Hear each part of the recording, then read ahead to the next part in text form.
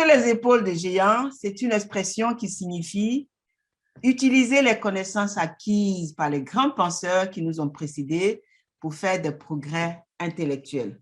Nous allons ouvrir notre série de publications que nous intitulons « Sur les épaules des géants » avec Dr. Pierre Bamouni. Dr. Pierre Bamouni est titulaire d'un doctorat d'anthropologie sociale et d'ethnologie de l'Université de Clermont II. Il est aussi titulaire d'un doctorat de 3e cycle de philosophie Paris 4 et d'un DEA d'anthropologie de l'École des hautes études en sciences sociales de Paris. Dr. Bamouni est professeur de philosophie et chercheur indépendant. Pendant plusieurs années, en tant que chercheur libre et indépendant, il a effectué de longues investigations anthropologiques et socio-anthropologiques qui ont donné lieu à un certain nombre de publications et d'articles scientifiques. Dr. Bamouni a fait des études de théologie à l'Institut catholique de Lyon et des études de psychologie à Lyon 2. Depuis 1998, il est intervenant et conférencier et auteur de plusieurs ouvrages, tous disponibles sur Amazon en version électronique et en version imprimée.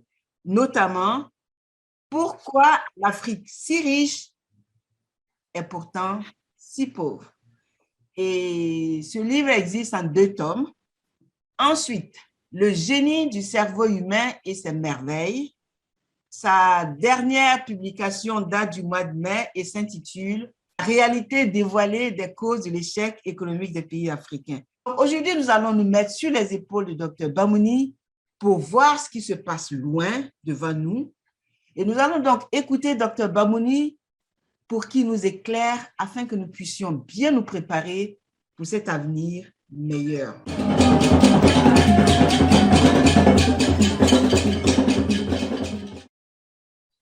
Bonjour, je m'appelle Marie Taki et je suis l'auteur des principes de base de la réussite, principes derrière le succès de millions de millionnaires et de centaines de milliardaires dans le monde. Principes que j'ai suivis pour gagner mon premier $1 000 000. Mon livre existe en 2 versions, une version virtuelle et une version imprimée, disponible sur Amazon. Dans mon livre, je partage un secret vieux de plus de 100 ans, secret légué par les Américains les plus illustres, ceux qui ont laissé des empreintes indélébiles dans l'histoire et dans la vie des Américains. Ce livre qui m'a fait découvrir Dr. Bamouni, que j'ai l'immense plaisir de vous présenter. Dr. Bamouni, qui est l'homme derrière tous ces doctorats, cet homme qui a écrit tant de livres, tous ces livres? L'homme est une modeste personne qui est originaire de l'Afrique de l'Ouest. C'est ce qui explique d'ailleurs ma légitimité, la légitimité de mon engagement à défendre au moins la cause des peuples de l'Afrique noire, puisque je voyage beaucoup dans les pays de l'Afrique noire, je découvre que depuis ma naissance, je n'ai rien vu qui change véritablement la qualité des Africains, pourtant qui sont assis sur des immenses richesses du sous-sol et même du sol de leurs pays respectifs. OK. Moi, personnellement, ce qui a marqué mon enfance, c'est la pauvreté. Tout comme vous, je suis de l'Afrique de l'Ouest, plus précisément du groupe Akan. Le groupe Akan est de l'Afrique de l'Ouest, ça s'étend du Ghana jusqu'à la Côte d'Ivoire. Et donc, je dirais que je suis Akan, avec plus de précision de la région de Bonoa, du sud de la Côte d'Ivoire. Et donc, ce qui a marqué mon enfance, c'est la pauvreté et l'impact insidieux de la pauvreté sur le subconscient. Oui, la pauvreté qui a laissé un impact insidieux dans mon subconscient, impact que j'ai traîné toute la vie et dont j'essaie de me débarrasser de façon délibérée. Alors, je vais maintenant vous poser la question suivante, Dr. Bamouni. Puisque vous avez écrit un livre, vous venez juste de sortir ce livre-là, intitulé « La réalité dévoilée des causes de l'échec économique des pays africains », pour démontrer pourquoi l'Afrique noire, qui a beaucoup de richesses et de ressources naturelles, est pourtant toujours très pauvre. Docteur Bamouni, en quoi consiste ce paradoxe? Merci, madame. Pour répondre à votre première question, madame Marie-Thérèse Taki, j'insisterai ici sur deux points essentiels. D'abord, je vais montrer les dimensions réelles du continent africain, même si le continent africain apparaît comme un petit pays. Je dirai pourquoi.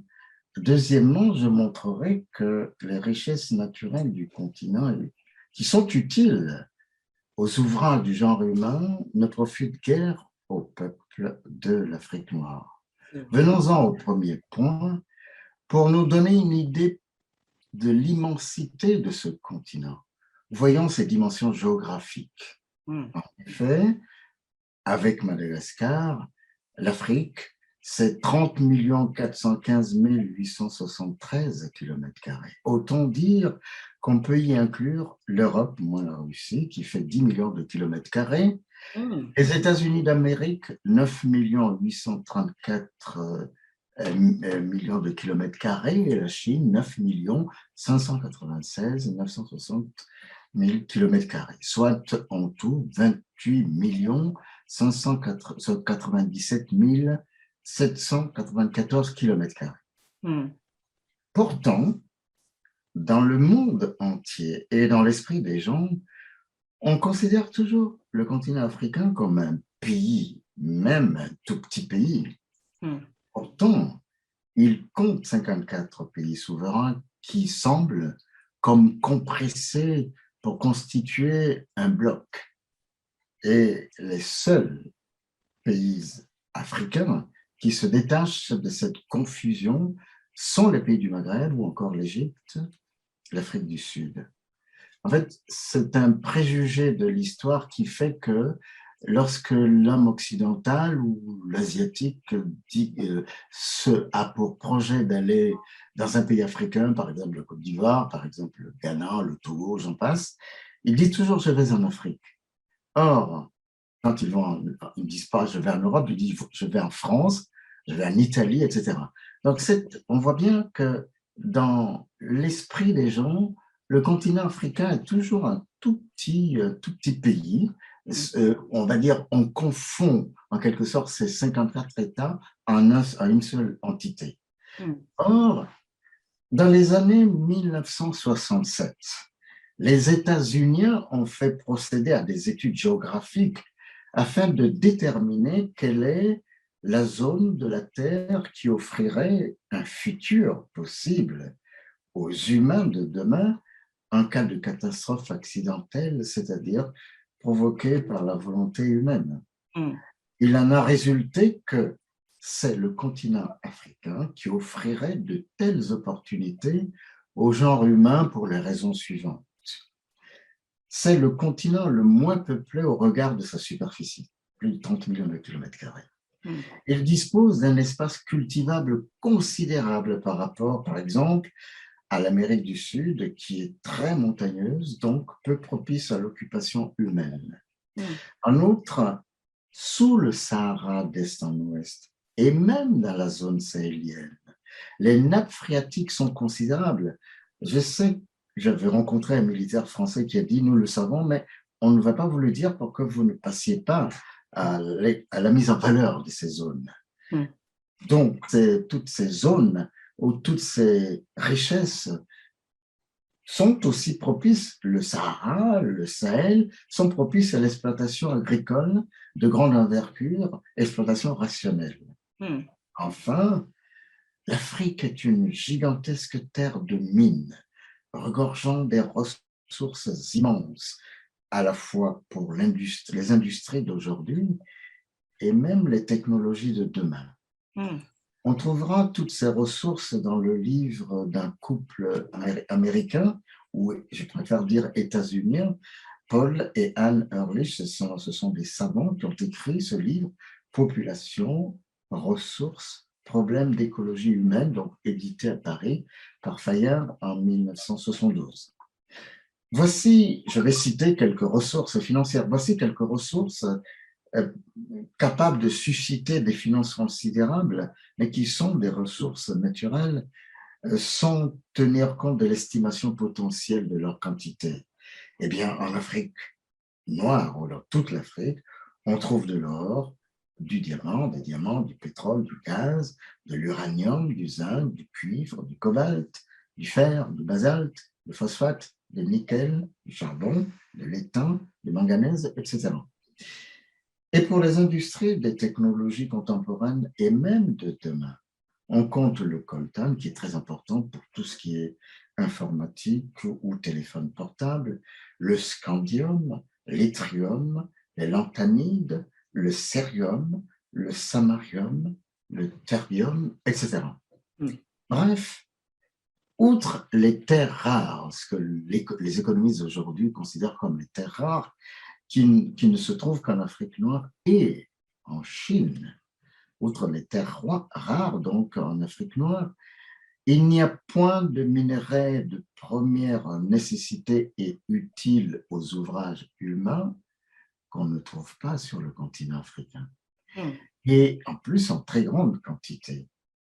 Cependant, les Africains doivent prendre garde, les Africains d'aujourd'hui et de demain, doivent prendre garde que toutes ces richesses inouïes sont épuisables tôt ou tard, telles que certaines mines du Pérou dont on disait qu'elles étaient inépuisables, des mines d'or. Donc, ça veut dire que les Africains de demain, les Africains d'aujourd'hui doivent tenir compte de la du possible épuisement de ces richesses de manière à travailler dans le sens de l'intérêt des populations de demain.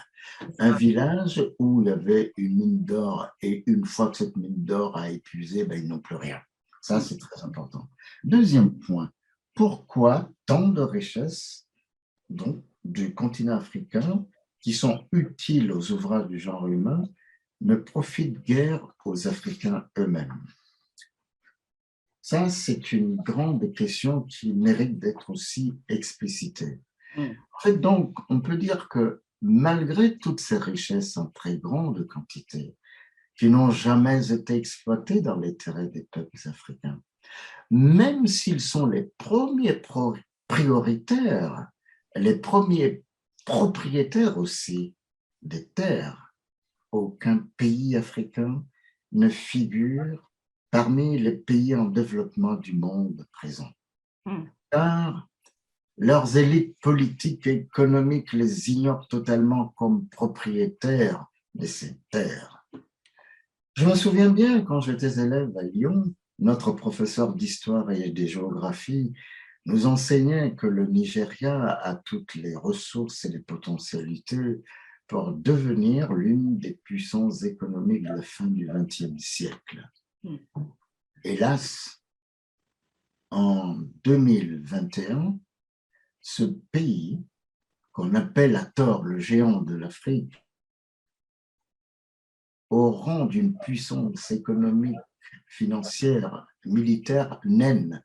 Le terme même puissance n'a pas de sens. J'ai longuement examiné les raisons réelles et profondes du désastre, de l'échec et de l'impasse économique de ce pays qui n'honore pas du tout le continent africain, qu'on lira bien dans ce livre. Il en est de même des pays riches de la zone francophone, la Côte d'Ivoire, le Gabon, le Cameroun, les deux Congos. En revanche, la Corée du Sud, qui était sans doute plus pauvre ou aussi pauvre que la Côte d'Ivoire dans les années 1960, a connu depuis lors un progrès économique et industriel extraordinaire. Elle règne aujourd'hui sur toute l'Afrique du nord au sud par ses produits technologiques comme les smartphones, leurs ordinateurs, les voitures, les télévisions, j'en passe. C'est pourtant un tout petit pays, 100 210 km². Mais il y a des raisons objectives qui rendent compte de cette situation d'inégalité et d'infortune que je vais expliquer. D'une part, en raison de la guerre froide entre l'Occident et l'Union soviétique, les États-Unis ont généreusement apporté leur soutien financier pour démontrer au bloc communiste que le capitalisme est une économie de développement et de progrès. Il fonctionne beaucoup mieux que l'économie communiste. La preuve manifeste de cette économie dynamique et du progrès, c'est l'exemple même de la Corée du Sud par rapport à son voisin, la Corée du Nord. Il est vrai que les États-Unis, c'était surtout l'armée, ils ont pu s'appuyer sur le volontarisme économique du général Park. C'était un régime militaire dur qui a créé les bases et les conditions du miracle économique coréen. D'autre part, pour ce qui concerne la Côte d'Ivoire, d'après le livre d'un auteur, d'une personne de qualité qui a écrit beaucoup de livres, Sylvie Brunel, le titre de l'ouvrage, c'est « Le gaspillage de l'aide publique » au Seuil en 1993. Elle démontre, avec des preuves à l'appui, que l'État français et son hydre, la France-Afrique, se sont employés méthodiquement à siphonner les richesses produites par ce pays en l'empêchant de voler de ses propres ailes grâce à des réformes économiques innovantes et à la mise en place de structures de développement et de progrès autonomes. Elle donne l'exemple, par exemple, l'exemple de la coopération. Houphouët-Boigny a signé une coopération à son détriment qui oblige la production des richesses ivoiriennes à revenir en France par le biais des salaires confortables des coopérants, leurs conditions de vie, lesquelles dépensaient peu en Côte d'Ivoire et investissaient beaucoup dans leur pays d'origine. Donc, ce qui veut dire que, sans se rendre compte, une grande partie des richesses produites en Côte d'Ivoire repartait illico en France. Alors, il est facile de faire porter le chapeau de cet échec économique aux seuls Ivoiriens et de juger les Noirs de manière péjorative. Je ne dis pas qu'il n'y a pas de raison à ça. Les élites politiques et économiques de la Côte d'Ivoire, j'en conviens, sont co-responsables de cet état. Et je vais le montrer. Aujourd'hui, en Côte d'Ivoire, il n'y a rien qui puisse ressembler au miracle économique de la Corée du Sud. Absolument pas, ouais. Malgré ces richesses extraordinaires, richesses du sous-sol, l'or, le diamant, le pétrole, les gens passent, et ces productions d'exportation, le café, le cacao, l'EVA, l'ananas, etc., les habitants n'en tirent aucun bénéfice. Pire, les planteurs, qui étaient très riches du temps de Félix Houphouët-Boigny, ils pouvaient même payer les études de leurs enfants en France, faire les études en France du temps de Félix Houphouët-Boigny, comme moi. Eh bien, ces paysans, ces planteurs sont aujourd'hui très pauvres. Autant dire que contrairement aux Sud-Coréens, ils n'ont fait aucun progrès ou presque, n'ont connu aucune amélioration de leurs conditions de vie ou presque, hormis la belle apparence flatteuse des amis du pouvoir en place, soit une minorité de la population ivoirienne. Ceux-ci sont riches, c'est vrai, jouissent d'une manière orgueilleuse de tous les conforts de la vie, belle villa, belle voiture, etc. C'est ce que les Grecs appellent de l'hubris au sens pur, c'est-à-dire une exagération dans le désir ou du désir pour ces choses matérielles. Au contraire, les planteurs sont en situation de régression et les différents successeurs de Houphouët-Boigny n'ont pu arrêter ni corriger ce processus de régression continue. Certes, Laurent Gbagbo a tâché d'augmenter le prix de ses produits d'exportation, au grand contentement des planteurs d'ailleurs. Ceux-ci en gardent encore et toujours un bon souvenir des années de Gbagbo comme des années fastes pour eux.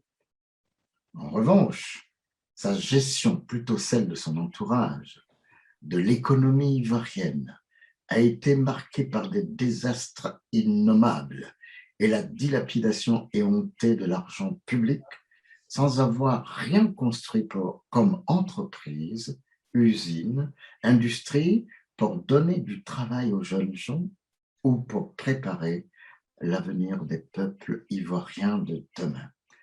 À ce sujet, j'ai rapporté quelques faits dans le deuxième tome de ces travaux d'investigation, La malédiction du pouvoir politique, qu'on en juge par quelques références, quelques exemples. Selon un article de Jeune Afrique du 11 au 17 avril 2010, l'une des principales productions agro-industrielles de la Côte d'Ivoire, en l'occurrence le café-cacao, a été sujette à des détournements pharaoniques pendant toute la période du désordre politique de ce pays. Selon cet hebdomadaire, et je le cite, la lecture des différents audits café-cacao réalisés par le cabinet KPMG et Seck Diarra à la demande des institutions de Bretton Woods donne le vertige. Les experts n'ont pu que constater la disparition entre 2002 et 2008 de 370 milliards de francs CFA des caisses des organes de la gestion de la filière. Le Fonds de régulation et de contrôle, 183 milliards. Le Fonds de développement et de promotion des activités de production de café et de cacao destiné aux paysans, cela reçoit 136 milliards. Et l'autorité de régulation du café et du cacao, 8 milliards, je cite, je ferme la citation. Un autre article de ce même journal, du 27 juin au 3 juillet, révèle que, entre guillemets, les audits de la filière attestent de nombreux détournements des organes de gestion qui ont reçu, tenez-vous bien, qui ont reçu plus de 600 milliards de francs CFA, l'équivalent aujourd'hui de 914 millions d'euros pour leur fonctionnement entre 2002 et 2008. Pendant ce temps, cet argent n'est pas allé aux paysans ni aux Ivoiriens. On ne sait pas où il se trouve. Pendant ce temps, la seule raffinerie de pétrole du pays, l'économie réelle, la CIR, Société ivoirienne de raffinage, était endettée et abandonnée à son sort par les banques du pays, elle était si endettée qu'elle a été, entre guillemets, obligée d'arrêter ses activités durant une semaine en février 2010. Ferme les guillemets. Ainsi, dirais-je, le secteur des détournements de la richesse du pays, produite par le travail des paysans ivoiriens, ces richesses qui sont leurs biens propres, a été bien plus prospère que celui de l'économie réelle. Et surtout que les Ivoiriens n'ont point tiré bénéfice. Je dirais qu'il s'agit d'un triste bilan d'une décennie que j'appelle vaine. Évidemment, les peuples ivoiriens ne savent rien de cet état de choses. La preuve, ils continuent à rêver des années de Laurent Gbagbo. Ce n'est pas étonnant, car la tendance naturelle des élites politiques et économiques du continent africain consiste à dénier à leur peuple la liberté de pensée et d'opinion, à les maintenir dans l'ignorance de tout. Autrement, il y aurait eu la création de bibliothèques dans chaque commune pour favoriser la lecture et la culture intellectuelle. Aujourd'hui, ce n'est pas le smartphone qui suppléerait à cette lacune. C'est un outil qui sert à séduire les individus par la fascination des images et du même coup, il empêche la contention de l'esprit, la concentration de l'esprit. Il faut la lecture, on se cultive en lisant. Il n'y a que cette forme classique qui permet d'améliorer son niveau intellectuel. Ces hommes politiques ivoiriens auraient favorisé la création de maisons d'édition de l'évocation de l'écriture, etc. Cette réalité, cette dernière réalité, est aussi vraie pour tous les pays de l'Afrique noire. Ceci, au lieu d'encourager la liberté de penser, a commis farouchement la liberté de la presse. Elle est d'ailleurs réduite à la flagornerie d'une presse servile. Gbagbo Laurent a tâché d'augmenter le prix de ses produits d'exportation au grand contentement, au grand plaisir des planteurs. Ceux-ci en gardent d'ailleurs, et encore, un bon souvenir des années Gbagbo comme des années fastes, en tout cas pour eux. En revanche, sa gestion, ou plutôt celle de son entourage, de l'économie ivoirienne, a été marquée par des désastres innombrables et la dilapidation éhontée de l'argent public, sans avoir rien construit comme entreprise, start-up, ou encore des usines, des industries, pour donner du travail aux jeunes gens, ou pour préparer l'avenir des peuples ivoiriens. À ce sujet, j'ai rapporté quelques faits dans le tome 2 de ces travaux d'investigation, dont le titre est « La malédiction du pouvoir politique ». Qu'on en juge par ce que l'on sait, mais que les Ivoiriens ne savent pas. Selon le journal hebdomadaire Jeune Afrique du 11 au 17 avril 2010, l'une des principales productions agro-industrielles de la Côte d'Ivoire, en l'occurrence le café et cacao, qui est l'une des richesses principales de ce pays, a été sujette à des détournements pharaoniques pendant toute la période du désordre politique de ce pays. Selon cet hebdomadaire, je vais le citer, entre guillemets, la lecture des différents audits café-cacao réalisés par les cabinets KPMG et SEC Diarra à la demande des institutions de Bretton Woods donne le vertige. Les experts n'ont pu que constater la disparition entre 2002 et 2008 de 370 milliards de francs CFA des caisses des organes de gestion de la filière. Le fonds de régulation et de contrôle, 183 milliards.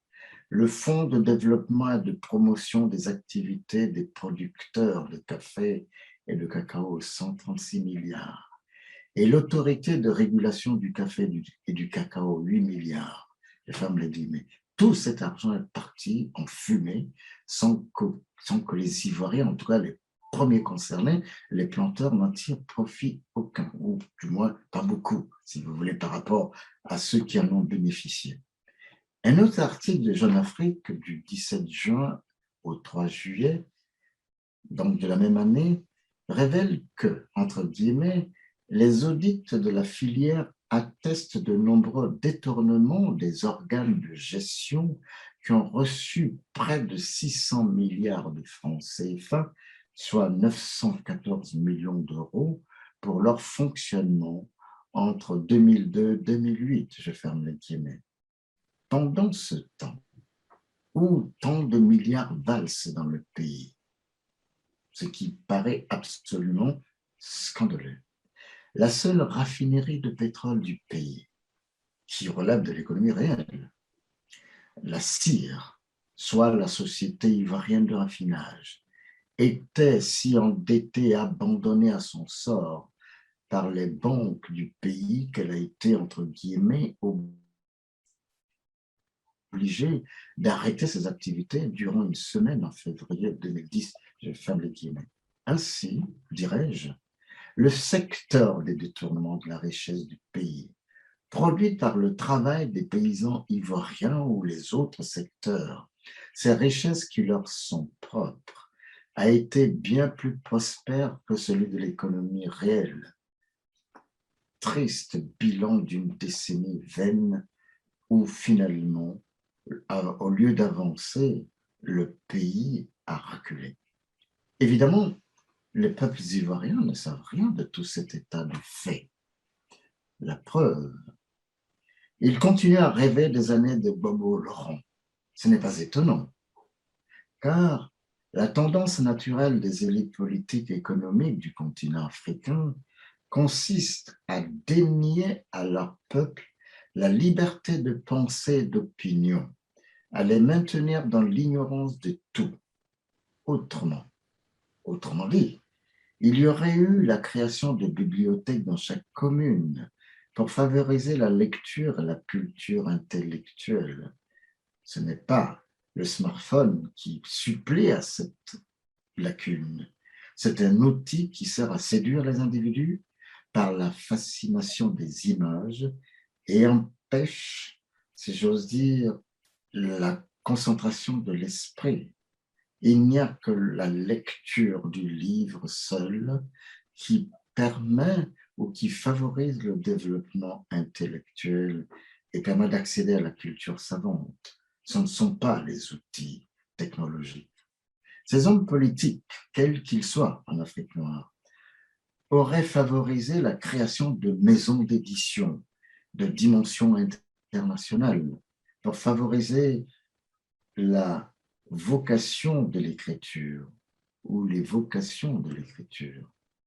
Ceux-ci, ces hommes politiques, au lieu d'encourager la liberté de penser, ont surtout eu tendance à combattre farouchement la liberté de la presse et de pensée des intellectuels qu'ils appellent des opposants dans ces pays. Cette presse est alors réduite à la flagornerie, une sorte de flatterie basse d'une presse servile par rapport aux chefs d'État qui préfèrent vivre dans les mensonges et les illusions de toutes sortes au regard de l'état de leur pays ou des souffrances de leur peuple.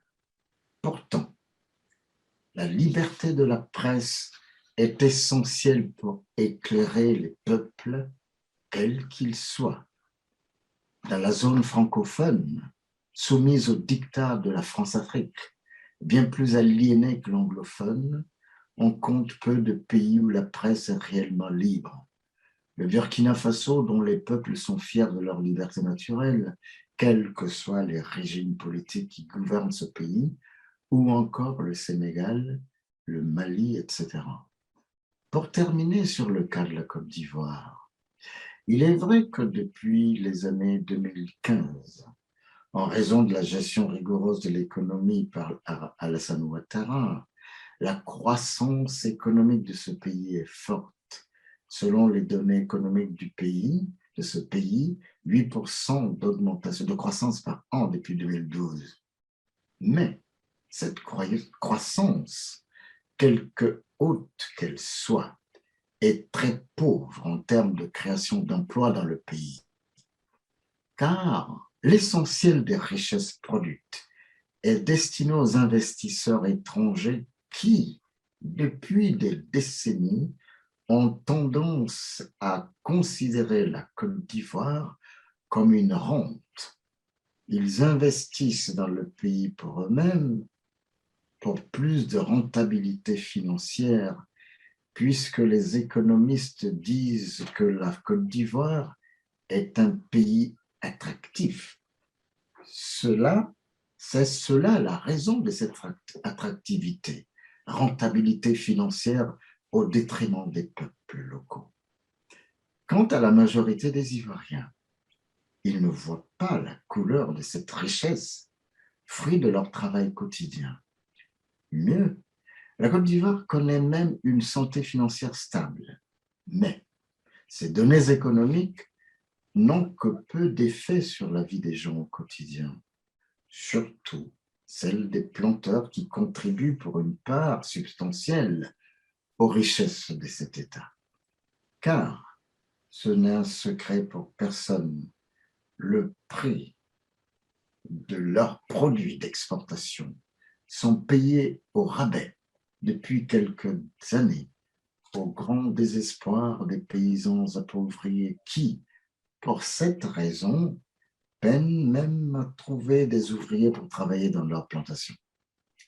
Dès lors, pour résumer sur ce deuxième point, tout se passe comme si les élites politiques et économiques elles-mêmes de l'Afrique noire ne savent pas bien gérer leurs richesses naturelles et leurs productions économiques et financières par devoir vis-à-vis de leur peuple, par amour ou par fierté de leur pays, de leur patrie.